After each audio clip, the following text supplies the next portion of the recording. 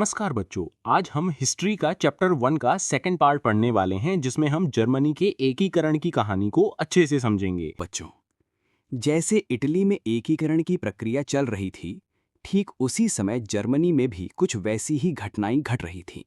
यानी दोनों देशों का एकीकरण लगभग एक ही समय में पूरा हुआ। अब थोड़ा इतिहास में चलते हैं।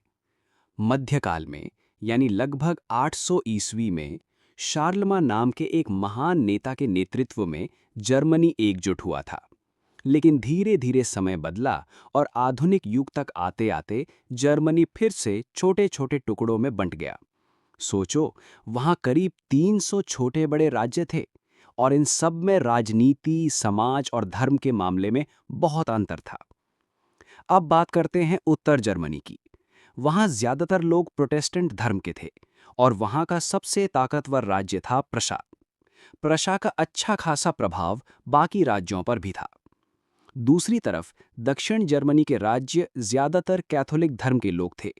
वहां एक सभा चलती थी जिसे कहते थे डाइट। ये सभा तो थी, पर उसमें राष्ट्रवाद की भावना की कमी थी। यानी ये लोग खुद को एक जर्मन राष्ट्र की तरह नहीं देखते थे, इसलिए एकता की बात उनके लिए बहुत जरूरी नहीं लगती थी। लेकिन बच्चों, सबसे महत्वपूर्ण बात जर्मनी के एकीकरण की नींव किसने रखी? तो इसका उत्तर है, इसका श्रेय जाता है नेपोलियन बोनापार्ट को। हाँ, वही फ्रांस वाला नेपोलियन। उसने 1806 ईस्वी में जर्मनी के कई प्रदेशों पर कब्जा कर लिया था और राइन राज्य संघ नाम का एक नया संघ बनाया था। यहीं से जर्मन राष्ट्रवाद की भावना धीरे धीरे लोगों के मन में जागने लगी। बच्चों, अब जरा सोचो, एक देश को सिर्फ सैनिक ताकत से नहीं जोड़ा जा सकता, उसके लिए लोगों के दिल भी एक होने चाहिए। यही काम किया जर्मनी के बुद्धिजीवियों, किसानों और कलाकारों ने। कुछ खास नाम याद रखो: होगेल, कांट, हम्बोल्ट, अंडर्ट, जेकब ग्रीम। इन्होंने जर्मन राष्ट्रवाद यानी जर्मनी को एक राष्ट्र के रूप में देखने की भावना को बढ़ावा दिया। होगेल ने एक खास विचार दिया जिसे कहते हैं ऐतिहासिक द्वंद्ववाद, मतलब समाज विरोधों से टकराकर आगे बढ़ता है। उनका ये विचार बिस्मार्क जैसे नेताओं को बहुत प्रेरित करता था। इसी तरह अंडर्ट ने देशभक्ति से भरी कविताएं लिखीं, जिससे लोगों में अपने देश के लिए प्रेम जागा। हार्डनबर्ग और नोवोलिस में जर्मनी के गौरवशाली अतीत की बातें करके लोगों में गर्व की भावना भर दी। चित्रकारों ने जर्मन संस्कृति को तस्वीरों में दिखाया, वीरों और नायिकाओं की पेंटिंग बनाई जो लोगों को देशभक्ति से भर देती थीं। इस सब के साथ जर्मनी अब धीरे धीरे पुरानी सामंतवादी व्यवस्था से निकलकर आधुनिक युग में कदम रख रहा था। अब आते हैं शिक्षा जगत की भूमिका पर। शिक्षक और विद्यार्थी भी पीछे नहीं रहे। उन्होंने एक सभा बनाई, नाम था ब्रूशेनशाफ्ट। ये सभा जर्मन एकता के लिए काम करती थी। वाइमर राज्य का येना विश्वविद्यालय इस आंदोलन का मुख्य केंद्र बना। लेकिन सब इतना आसान नहीं था।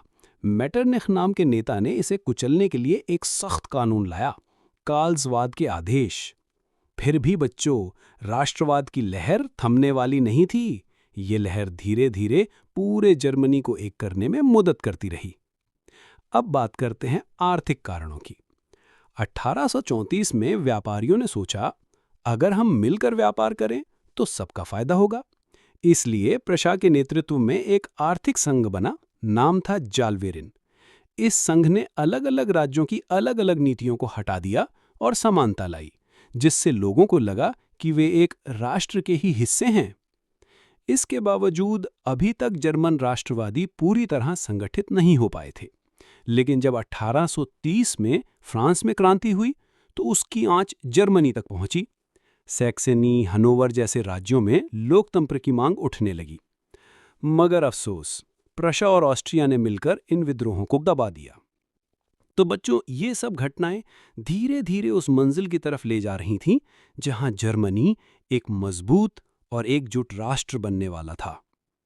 बच्चों, क्या आप जानते हो, 1848 में फ्रांस में एक बार फिर से क्रांति हुई थी और इसका असर सिर्फ फ्रांस तक ही नहीं रहा, पूरा यूरोप इससे हिल गया, खासकर जर्मनी।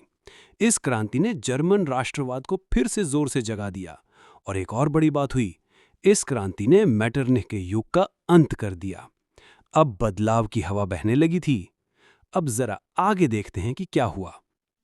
मार्च 1848 में जर्मन राष्ट्रवादियों ने फ्रैंकफर्ट में एक सभा बुलाई। इस सभा में यह तय किया गया कि प्रशा का राजा फ्रेडरिक विलियम जर्मन राष्ट्र का नेतृत्व करेगा। दूसरा, सभी जर्मन राज्य एकजुट होंगे। और तीसरा, शासन लोकतांत्रिक और वैधानिक यानी कानून से बंधा हुआ होगा। सुनने में बहुत अच्छा लग रहा था ना? लेकिन बच्चों, अफसोस, राजा फ्रेडरिक विलियम, जो बहुत ही रूढ़िवादी और तानाशाही सोच वाला था, उसने इस प्रस्ताव को ठुकरा दिया, क्योंकि उसे डर था कि अगर वो ये मान लेगा तो ऑस्ट्रिया से टकराव हो जाएगा। साथ ही दक्षिण जर्मनी के कुछ राज्य भी इस योजना के खिलाफ थे। इससे हुआ ये कि पूरा मामला अटक गया।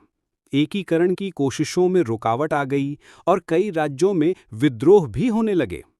लेकिन प्रशा और ऑस्ट्रिया ने मिलकर इन विद्रोहों को दबा दिया। अब आते हैं अगली जरूरी बात पर। प्रशा को अब समझ आ गया था कि जर्मनी का एकीकरण अगर कोई कर सकता है तो वो खुद प्रशा ही है। इसलिए उसने अपनी सेना को मजबूत बनाना शुरू किया।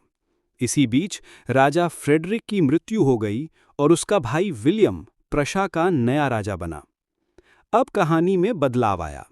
विलियम एक राष्ट्रवादी सोच रखने वाला राजा था। उसने कई सुधार किए, जिससे औद्योगिक क्रांति और तेज हुई, सड़कें, रेल और संचार व्यवस्था बेहतर हुई, और इससे जर्मन राज्य एक दूसरे से जुड़ने लगे। अब विलियम को एक ऐसे व्यक्ति की जरूरत थी जो एकीकरण की योजना को सटीक तरीके से आगे बढ़ा सके। इसलिए उसने एक महान कूटनीतिज्ञ ऑटो वॉन बिस्मार्क को अपना चांसलर यानी कि प्रधानमंत्री जैसा पद बना दिया। तो बच्चों, अब कहानी उस मोड़ पर आ गई है जहां नेता, सोच और परिस्थितियां सब एकीकरण की दिशा में बढ़ने लगी हैं। यहाँ पर आपका सेकंड पार्ट समाप्त होता है। अगले वीडियो में हम इस चैप्टर को पूर्णतः खत्म कर देंगे। बस वीडियो को जाते जाते लाइक जरूर करें और अपने फ्रेंड्स के साथ जरूर शेयर करें। धन्यवाद।